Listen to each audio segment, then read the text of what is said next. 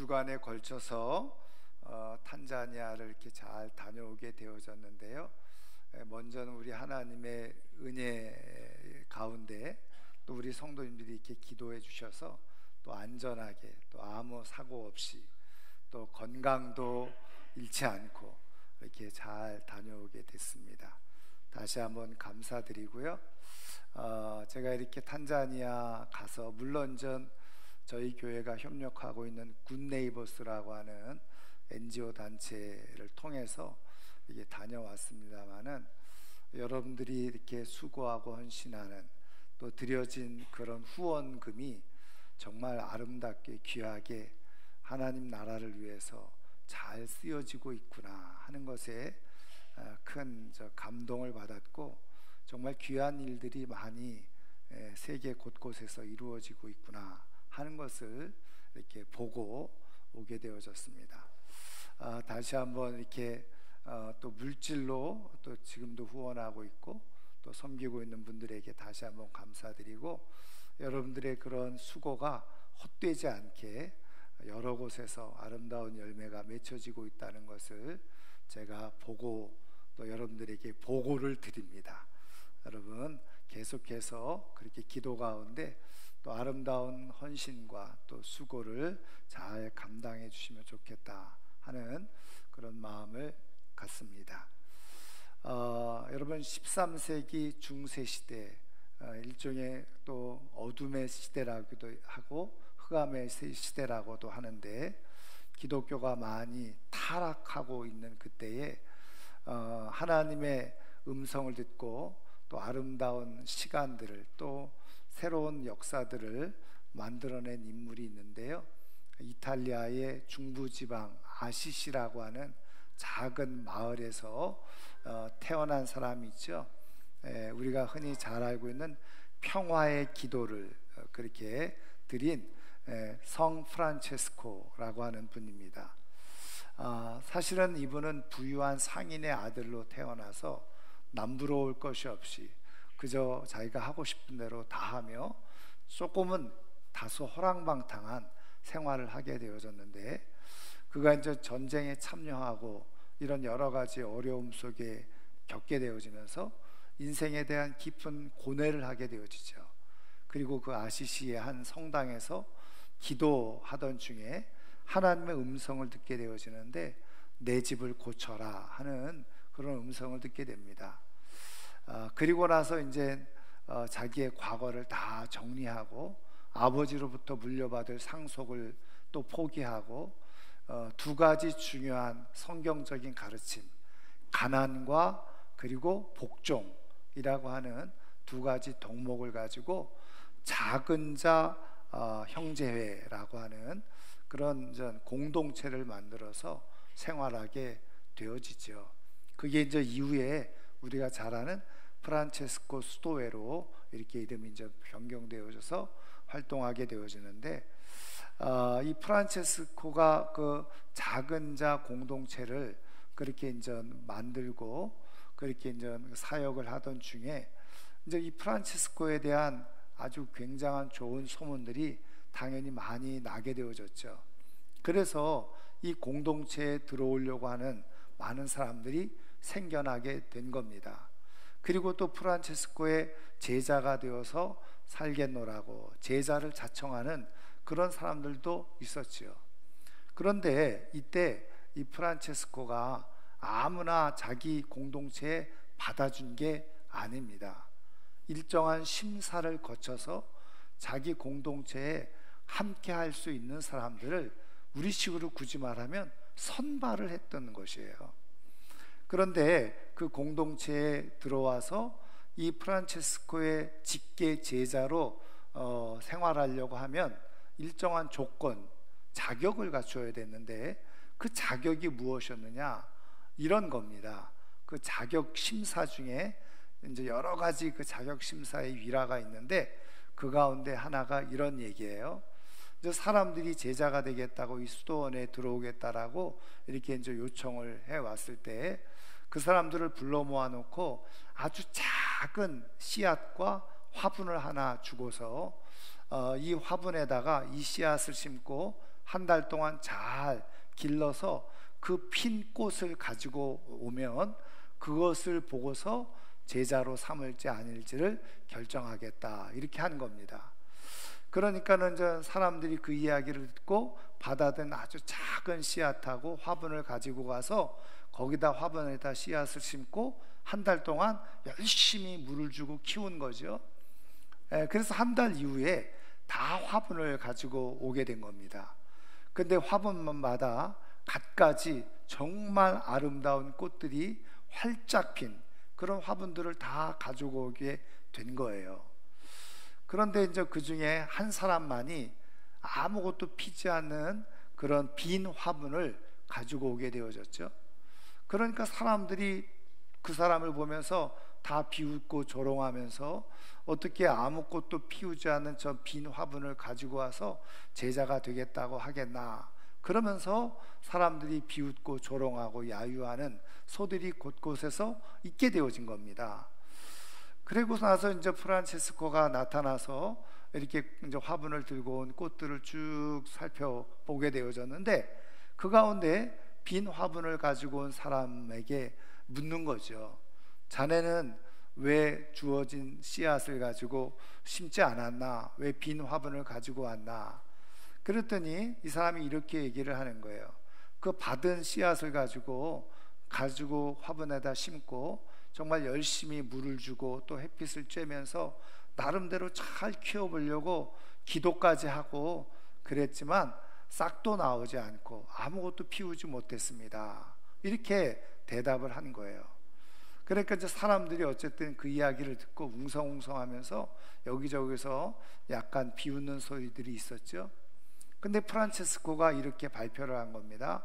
오늘 여기에 모인 사람들 가운데 나의 제자가 될 사람은 바로 저 사람입니다.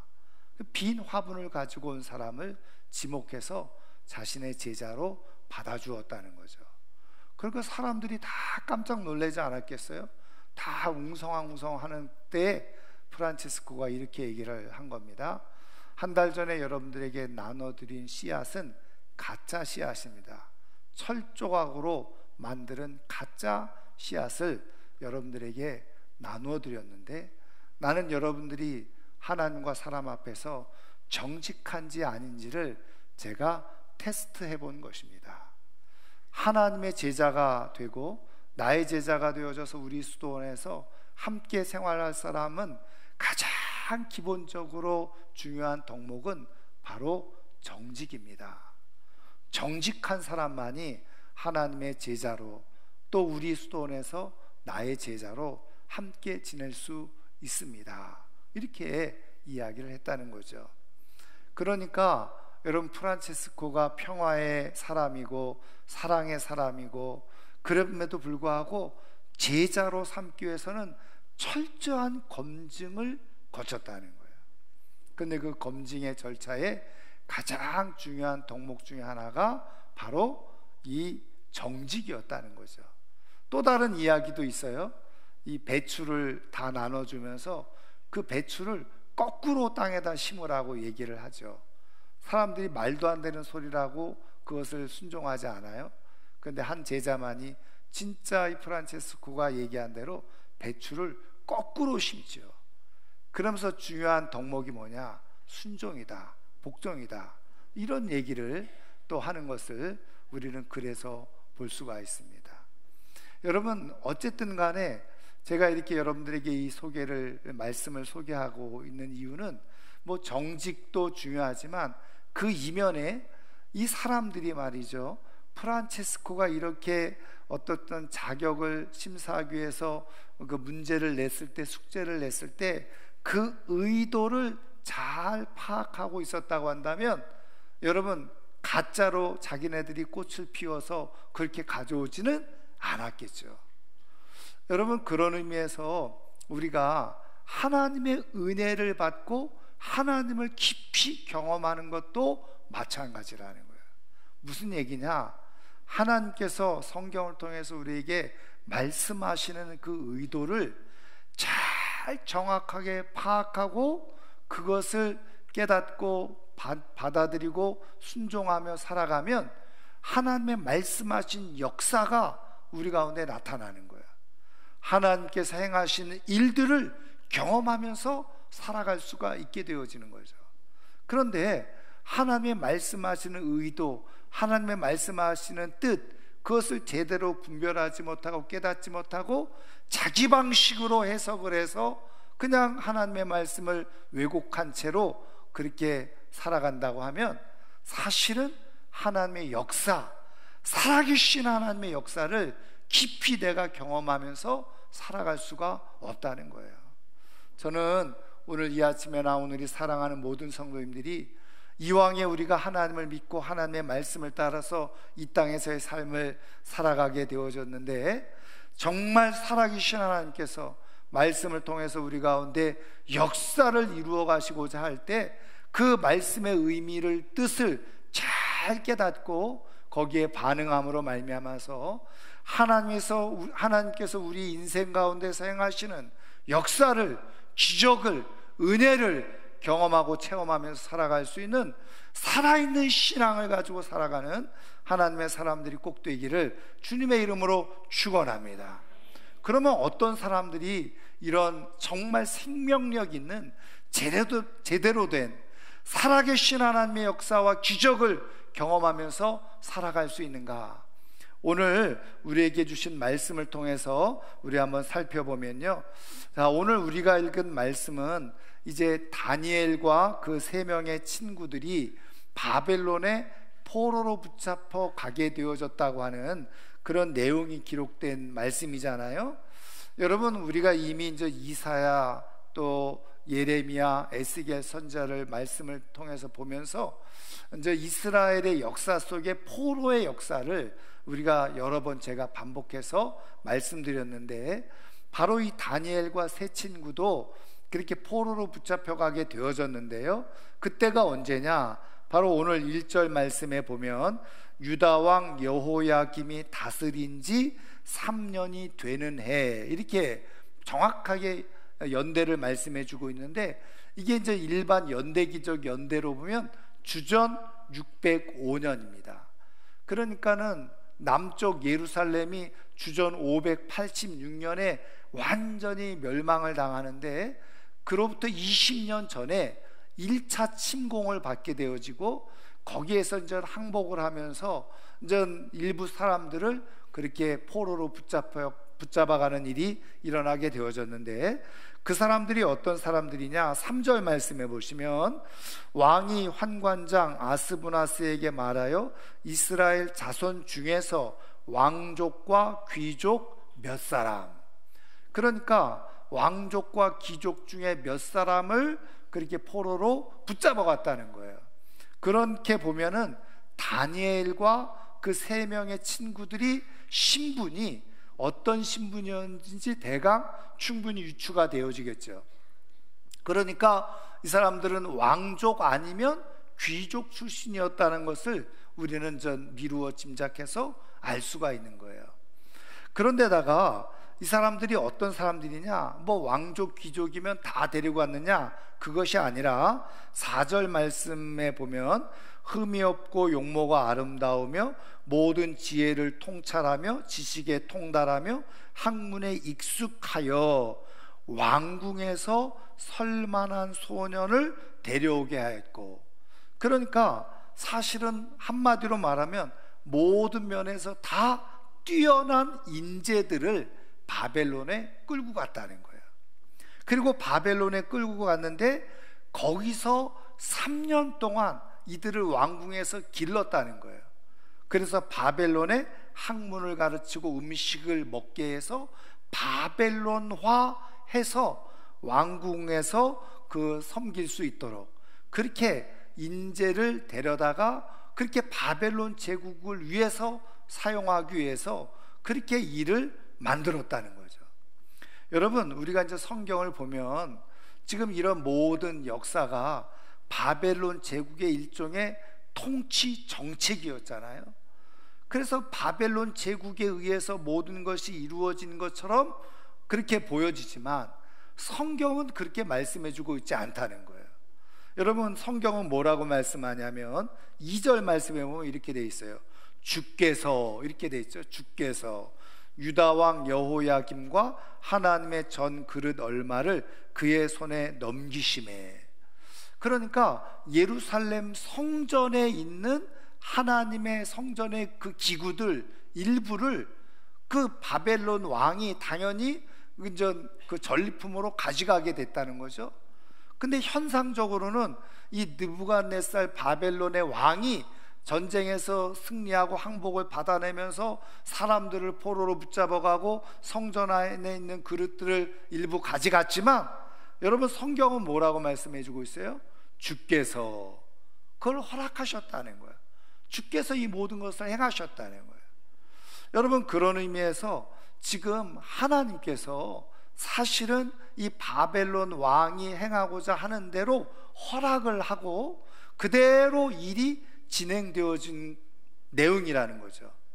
그런 의미에서 바벨론의 포로로 붙잡혀가게 된 것은 바벨론 왕의 정책에 의해서 이루어진 것처럼 표면적으로는 보이지만 그 이면 속에서는 하나님께서 그렇게 하게 하셨다는 거예요. 여러분, 그런 의미로 본다면 여러분, 하나님께서 정말 이 왕족과 귀족 중에 흠이 없고 또 학문과 지식에 통달했던 이런 사람들, 정말 좋은 인재들을 왜 바벨론으로 그렇게 잡아가도록 두셨나는 거예요. 하나님은 왜 바벨론으로 그들을 보내셨나는 거죠. 여러분, 정말 예루살렘을 위해서, 이스라엘을 위해서 하나님이 이스라엘과 예루살렘을 위한 그런 하나님이시라면, 그리고 이스라엘을 정말 사랑하시는 하나님이시라면 그들을 예루살렘에 두셔야 되는 거죠. 그리고 이스라엘에 남게 하셔야 되는 거죠. 그래야지 나중에 멸망을 당하더라도 다시 이스라엘을, 예루살렘을 회복하고 재건할 수 있는 기회가 이들을 통해서 주어지는 것 아니었겠습니까? 그런데 정말 꼭 중요한 인재들을 바벨론으로 다 보내시더라는 거예요. 여러분, 하나님의 이러한 뜻 어떻게 알 수 있습니까? 이게 의미가 뭘까요? 여러분, 게다가 이거를 인간적으로 다니엘이나 세 친구들의 입장에서 한번 살펴보면요, 자신들을 이렇게 포로로 붙잡혀 가도록 하나님께서 두시는 것을 사실은 조금 이해가 되어지지 않고 굉장히 조금 불만스러운 생각이 들지 않았을까요? 사실은 어떤 면에서 우리가 성경을 읽어보면 여러분, 다니엘과 이 세 명의 친구들은 믿음이 있었던 사람들이었어요? 없었던 사람들이었어요? 이들이 믿음이 없었는데 바벨론의 포로로 붙잡혀가서 갑자기 믿음이 생겼던 게 아니었잖아요. 한마디로 말하면 이들은 믿음의 사람이었어요. 누구보다도 뜨겁게 철저한 신앙을 가지고 있었던 사람들이었어요. 근데 그런 사람들을 먼 나라 이방으로 끌고 가게 해서 거기서 또 바벨론의 그런 학문과 지식을 배우게 하고 그 나라를 섬기도록 하신다? 뭔가 이해가 되어지지 않는 것 아니겠습니까?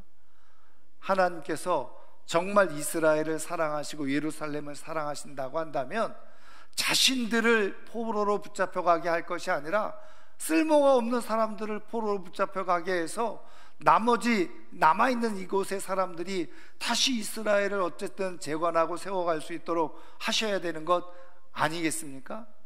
여러분, 다니엘과 세 친구들의 입장에서 보면 사실은 별로 마음이 좋지 않을 수도 있는 거죠.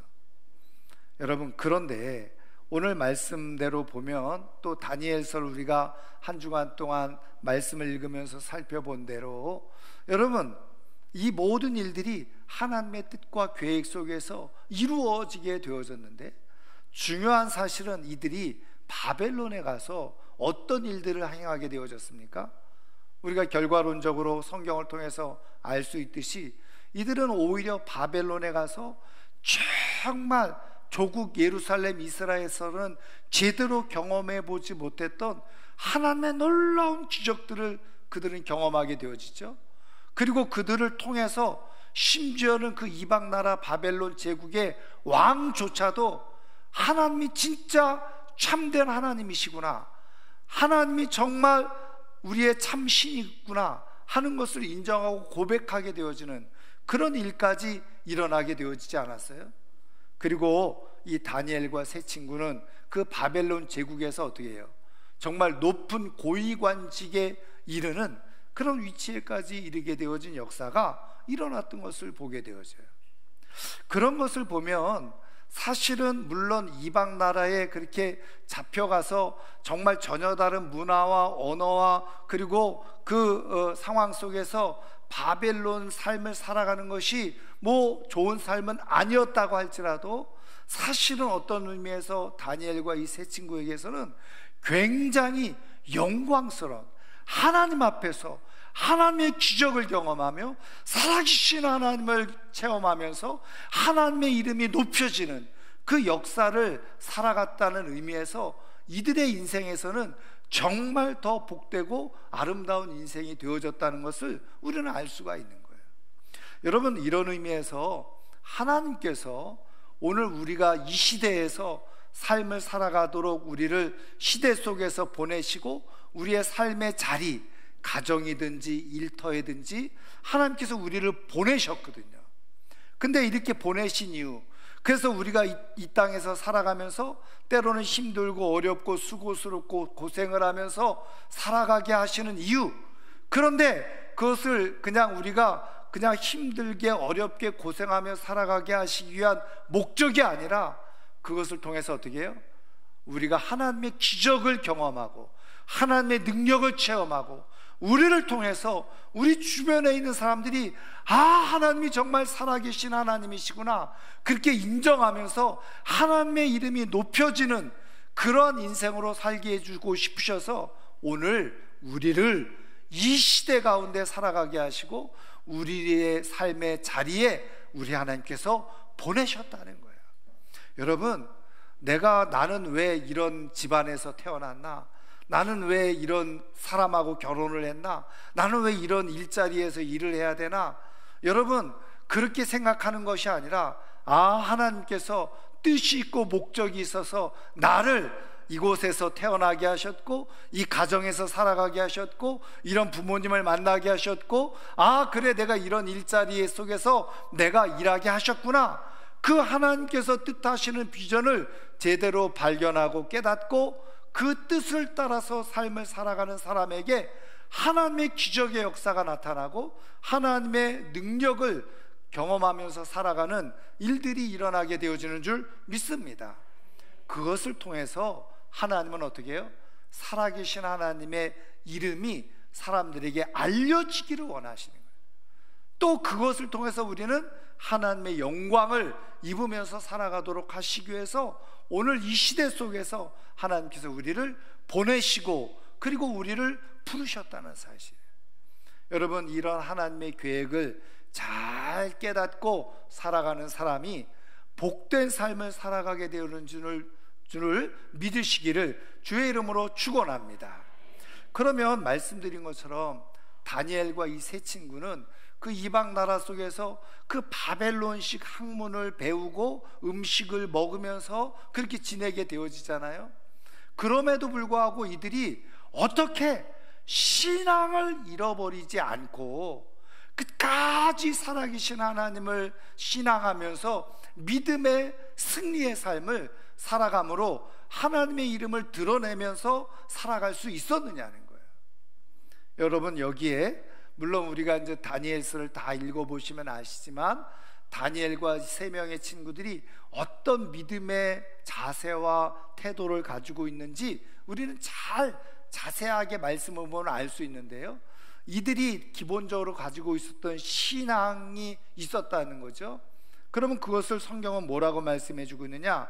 자, 4절 말씀을 다시 한번 읽어보도록 하겠습니다. 자, 4절 상반절 말씀인데요, 같이 한번 읽어보겠습니다. 곧 흠이 없고 용모가 아름다우며 모든 지혜를 통찰하며 지식에 통달하며 학문에 익숙하여 왕궁에 설만한 소년을 데려오게 하셨고, 여기에까지만 보겠습니다. 여기 보면은 일단은 흠이 없었다 그랬어요. 여기 흠이 없다는 거는 영어 성경은 좀 번역이 단편적으로 되어 있습니다. 피지컬, 육체적으로 건강하다 이렇게 이제 번역을 해놨는데, 사실은 히브리어 원어의 의미는 뭐냐면 이 몸도 정신적으로, 다시 말하면 몸과 마음이 다 건전하고 건강했었던 젊은이들이었다는 거예요. 소년들이었다는 거죠. 그리고 외모적으로도 요즘 흔히 말하는 그런 스타일, 그래서 다 아름다운 그런 모습을 가지고 있었다는 거예요. 거기다 더 중요한 것은 뭐냐면 지혜를 통찰하며 지식에 통달하며 학문에 익숙했다. 이거를 뭐 영어 성경에는요, 제가 뭐 이 영어로 읽어드리진 않지만 이렇게 번역을 해놨어요. 모든 배움에 능하고 잘 알고 있으며 이해력이 빠른, 이렇게 번역을 해놨어요. 그런데 사실은요, 이 히브리어 원어로 보면 여기 모든 지혜를 통찰하고 지식에 통달했다 하는 이 지혜라는 말이 히브리어로 호크마라는 말이거든요. 근데 이 호크마라고 하는 히브리어 자체는 하나님의 지혜를 말하는 거예요. 세상의 지혜를 말하는 게 아닙니다. 그런 의미에서 모든 지혜를 통찰하고 지식에 통달했다, 이 말은 다른 말로 지식도 그저 그냥 세상적인 지식만을 말하는 것이 아니라 하나님을 아는 지식을 말하는 거예요. 자, 그런 의미에서 모든 지혜를 통찰하며 지식에 통달했다라고 하는 이 말의 의미는 뭐냐면, 무엇보다도 물론 세상적인 지혜와 지식도 있었지만 하나님을 아는 지혜, 하나님의 지혜, 하나님의 지식을 충분히 가지고 있었다는 거예요. 통찰하고 통달했다. 한마디로 말하면, 우리식으로 표현하면 영적으로 하나님을 깊이 아는 그런 믿음의 모습을 가지고 있었다는 거예요. 그것은 어느 것으로도 비교할 수 없는, 말씀 그대로 통찰과 통달, 완전한 믿음의 모습을 가지고 있었다는 거죠. 하나님에 대한 확실한 흔들림이 없는 견고한 신앙을 가지고 있었다는 것을 표현해 주고 있는 거예요. 그리고 나서 여러분, 학문에 익숙했다고 그랬는데 그 다음에 왕궁에 설만한 소년, 이렇게 표현했잖아요. 근데 조금 아쉬운 거는 왕궁에 설만한, 이렇게 번역을 해놨는데 히브리어 원래 뜻 속에 번역되지 않은 내용이 있어요. 원래 히브리어 내용을 보면 이렇게 되어져 있어요. 이들은 하나님 왕궁에 설만한 내적인 힘을 가지고 있었던 소년들이었다는 거예요. 여러분, 이것은 무슨 얘기냐면 그들 안에 내적인 힘을 가지고 있었다는 거죠. 그 내적인 힘이 인너 파워, 무엇을 말하느냐? 그들 속에 하나님을 아는 지혜와 지식으로 가득 차 있어서 어디서든지 무슨 일이든지 충분히 감당할 수 있는 내적 힘을 가지고 있었다는 거예요. 그랬기 때문에 이들이 비록 바벨론에 끌려가서 거기서 3년 동안 바벨론의 문화, 바벨론의 언어, 지금 바벨론식의 이름을 가지고 지냈지만 그 바벨론의 문화와 그 상황에 동화되어지지 않았다는 거예요. 그 속에서도 끝까지 어떻게 해요? 절대적인 하나님의 신앙을 가지고 타협하지 않고 믿음으로 승리의 삶을 이끌어낼 수 있었다는 거예요. 여러분, 하나님은 이것을 통해서 우리에게 무엇을 도전하시고 또 교훈하고 계시는 겁니까? 여러분, 이 시대 속에서 우리가 삶을 살아갈 때 내가 주어진 삶의 자리에서 하나님의 능력과 기적, 또 하나님의 놀라운 은혜들을 경험하면서 삶을 살아갈 수 있는 비밀이 어디에 있느냐? 바로 하나님의 지혜와 지식에 통달해야 된다는 거예요. 그것으로 인해서 내가 내적인 힘을 가지고 있을 때 이 세상 속에서 비록 세상 가운데 살아가고 있지만 세상에 동화되어져서 세속화되어지지 않고 세상의 영향력 지배 아래 살아가지 아니하고 하나님의 기적과 능력을 나타내면서 하나님의 이름을 높이면서 살아갈 수 있는 힘을 갖게 되어진다는 것을 말씀해 주고 있는 거예요. 그런 의미에서 하나님은 오늘 말씀을 통해서 오늘 이 시대를 살아가는 우리에게 도전하고 계시는 거죠. 삶의 자리가 어디에 있든지 간에 하나님께서 나를 그곳에 보내셨다라고 믿는 사람들, 그리고 그곳에서 하나님을 깊이 더 알아가는 은혜를 가지고 있는 사람들이 하나님의 이름을 높이면서 하나님의 기적을 경험하면서 살아갈 수 있음을 가르쳐주고 말씀해주고 계시는, 오늘 하나님은 우리에게 말씀하고 계세요. 바로 하나님을 아는 지혜와 지식에 무장되어지도록, 그것이 우리 안에 강력한 힘을 가지고 있을 수 있도록 우리에게 도전하시고 말씀하고 계시는 거죠. 저는 오늘 이 시대를 살아가는 우리 사랑하는 모든 성도님들이 정말 하나님을 아는 지혜와 지식으로 충만하고 하나님의 영으로 충만해서 내 안에 인너 파워, 내적인 힘이 늘 차고 넘치는 가운데 세상의 것들로 오염되어지지 않고 세상의 것에 지배되어지지 않고 끝까지 하나님의 이름을 높이며 살아갈 수 있는 믿음의 사람들 되기를 주님의 이름으로 축원합니다. 그래서 우리로 하여금 내 주변에 있는 사람들이 하나님의 기적을 보면서 하나님을 인정해가는 역사들이, 하나님의 이름을 알아가는 역사들이 일어나기를 주님의 이름으로 축원합니다. 여러분, 이걸 뒤집어서 말하면, 여러분, 우리가 믿음을 가지고 산다고 하지만 내 주변에 자꾸 왜 믿음의 영향력이 없어지고 나를 통해서 하나님을 믿는 사람들이 없어지고 있는 시대 속에 살아가고 있느냐? 나도 모르게 세상 문화 속에 세상에 동화되어져서 삶을 살아가는 거예요. 내 안에 인너 파워가 없어졌어요. 내적인 힘이 없어졌어요. 하나님의 지혜와 지식으로 가득 찬 능력이 없어지는 거예요. 사람들이 볼 때 세상 사람들과 별반 다름이 없이 보여지는 겁니다. 한 번도 내 입으로 하나님에 대해서 말한 적도 없고 예수님에 대해서 말한 적도 없고 그것이 보여지지 않는 시대 속에서 살아가고 있는 거예요. 나도 모르게 우리는 이미 세상 속에 절여지고 있는 인생을 살아가고 있는 거죠. 그러니까 기적이 나타나지 않는 거예요. 능력이 나타나지 않아요. 하나님의 이름이 사람들에게 우습게 여겨지는 시대 속에서 살아가고 있게 되어지는 거예요. 하나님은 오늘 우리에게 말씀해 주고 계세요. 하나님의 지혜와 지식에 관심을 가져라. 하나님의 지혜와 지식에 관심을 갖고 거기에 집중하다 보면 하나님께서 우리 안에 역사하셔서 능력을 나타내시고 기적을 나타내시고, 그래서 나를 통해서 세상 사람들이 하나님을 알아가는 역사가 일어나게 될 것임을 우리에게 말씀해 주고 계시네요. 여러분, 예수님께서 이 땅에 오셨는데 사실은 다니엘과 이 세 친구의 모형은 바로 예수님의 모형이에요. 여러분, 이 사람들이 그 예루살렘을 떠나서 바벨론에 가서 하나님의 능력과 역사들을 나타내시고 하나님의 구원의 일들을 드러냈잖아요. 여러분, 예수님은 하늘에 계시다가 하나님과 함께 영광 중에 계시다가 이 땅에 내려오셨어요. 그래서 이 땅에서 어떻게 해요?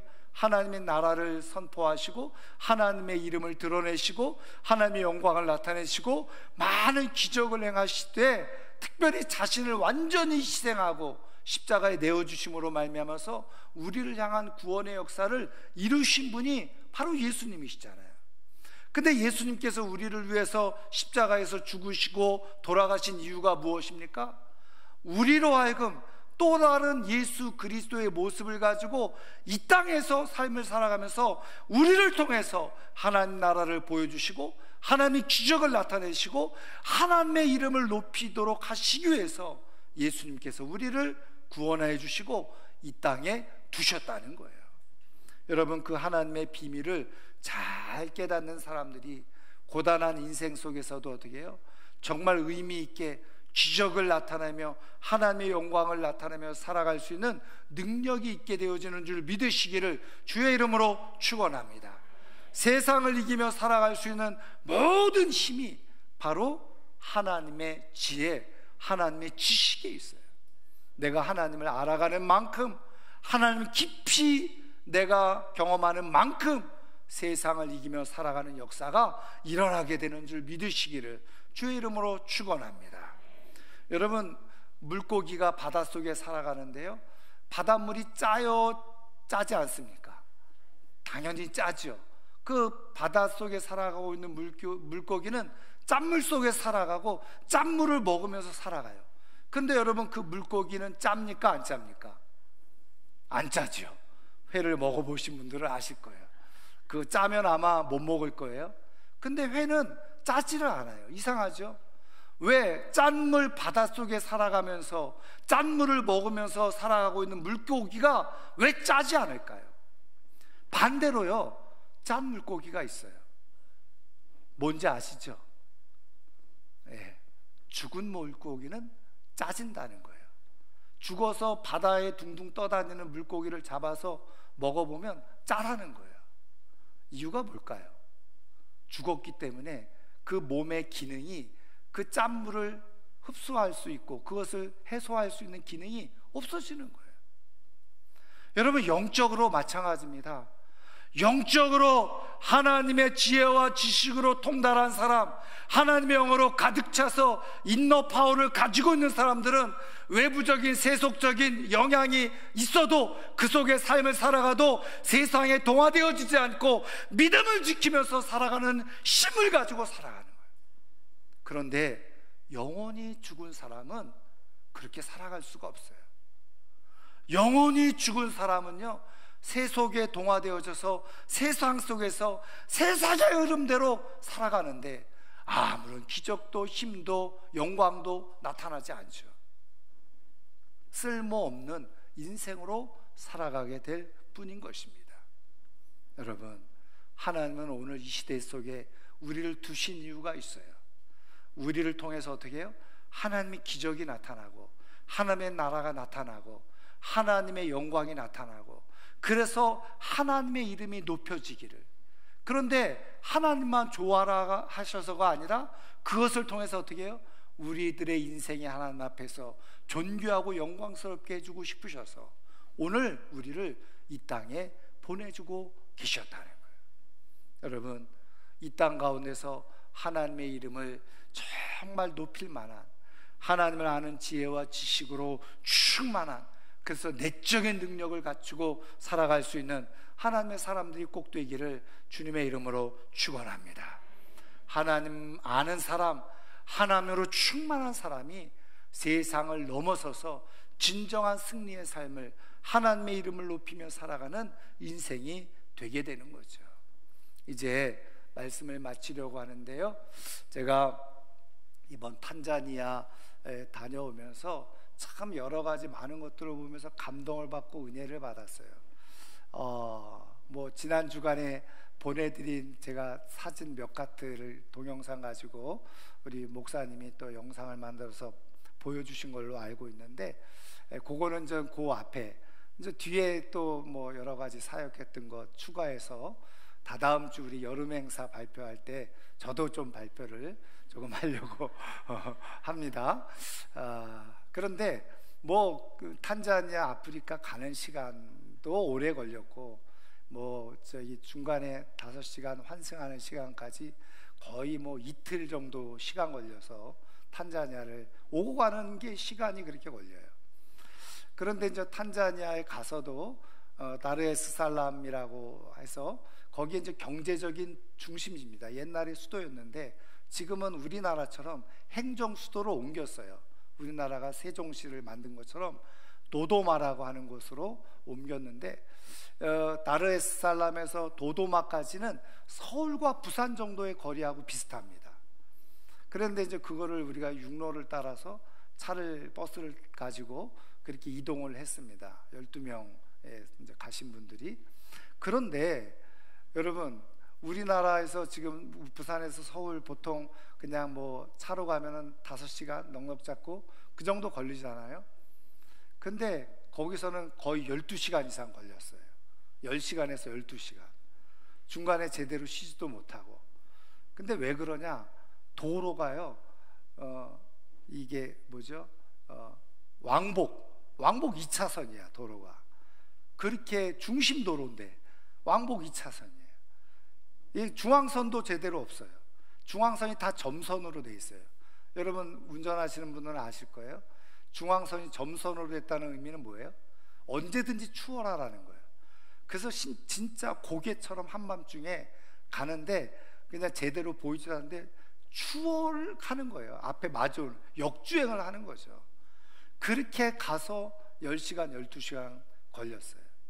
깜짝 놀랐죠. 중간중간에 도로가 제대로 정비가 되어져 있지 않아서 비포장 도로를 가기도 하고, 그렇게 해서 이제 도도마까지 가서 다르에스살람에서 또 여러 교회 마을을 방문해서 사역을 하고, 도도마까지 가서 거기서 또 여러 마을 이렇게 다니면서 이제 이렇게 굿네이버스에서 하는 사역들을 우리가 이제 보고, 또 결연했던 여러분들이 이렇게 후원하고 결연했던 아동들 이렇게 만나보고 했는데, 거기서도 도도마에서도 또 그 사역하는 지역으로 가면요 보통 1시간 반 2시간씩 걸려서 가요.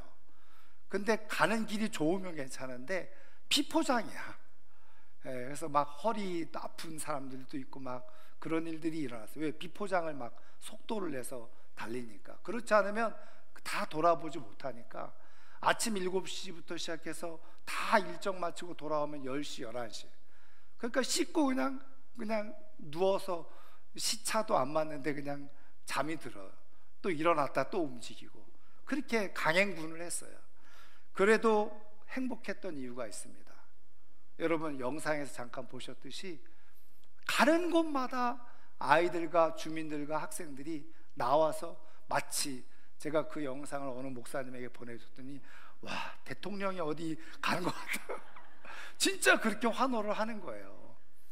여러분, 그렇게 제가 환대를 받고 환호를 받아서 행복하고 좋았던 게 아닙니다. 여러분, 왜 그랬을까요? 당연히 굿네이버스를 통해서 많은 여러 지원들을 받고 있기 때문에 그렇게 환호를 하고 환영을 해주고 환대를 했겠죠. 그런데 여러분, 이들이 단순히 자기들이 도움을 받았기 때문에 우리를 환영하고 환대했느냐? 그것이 아니더라고요. 이들의 생각과 마음 속에 아주 중요한 언어가 있었어요. 제가 그 잔지바르라고 하는 곳에 갔는데, 잔지바르에서 이 굿네이버스가 우리나라 코이카 한국해외봉사단이라고 하는 국가단체죠. 거기와 협력해서 잔지바르에 방송국을 하나 세웠어요. 근데 물론 뭐 탄자니아에도 일반 방송국은 있는데 이거는 우리나라 EBS처럼 교육을 전담하는 방송국이에요. 그러니까 유일한 방송국이죠. 근데 거기에 갔더니 그 방송국을 다 총괄하는 분이 나와서 우리를 다 환대하고 인솔하고서 인사를 하는데 몇 번이나 이 말을 반복하는 거예요. 그러면서 이분들이 이렇게 얘기를 하는 거예요. You are not good neighbors. good neighbors가 좋은 이웃이라는 말이잖아요. You are not good neighbors. 당신들은 좋은 이웃이 아닙니다. 그리고서 이렇게 얘기하는 거예요. You are good family, real family. 이렇게 얘기를 해요. 그 얘기 뭡니까? 당신들은 더 이상 좋은 이웃이 아니라 우리에게 당신들은 가족입니다. 당신은 우리의 가족입니다. 가족처럼 우리를 보살피고 도와주고 함께 해주고 있다라고 이분들이 표현을 하고 고백을 하는 거예요. 그러니까 그냥 좋은 이웃 정도가 아니라 가족처럼 여기고 생각하고 있으니 어디를 가든지 환대를 하고 환호를 하고 좋아하고 그렇게 함께 춤을 추고 그렇게 영광을 올려드렸던 것이요. 여러분, 하나님은 우리를 이 세상에서 보내시면서 단순히 우리를 좋은 이웃이 되라고 보내셨을 수도 있어요. 그러나 하나님의 주시는 의미와 뜻을 잘 깨닫고 믿음을 가지고 세상을 살아가게 되어지면 좋은 이웃을 넘어서서 그들 가운데 가족처럼 여겨지는 기적과 은혜가 저는 일어나게 되리라고 믿습니다. 여러분, 고백을 하는 게 하나님의 은혜와 또 한국교회의 도움 속에 자기네들이 이러한 삶을 살게 되어졌나라고 간증을 하면서 고백을 하는 거예요.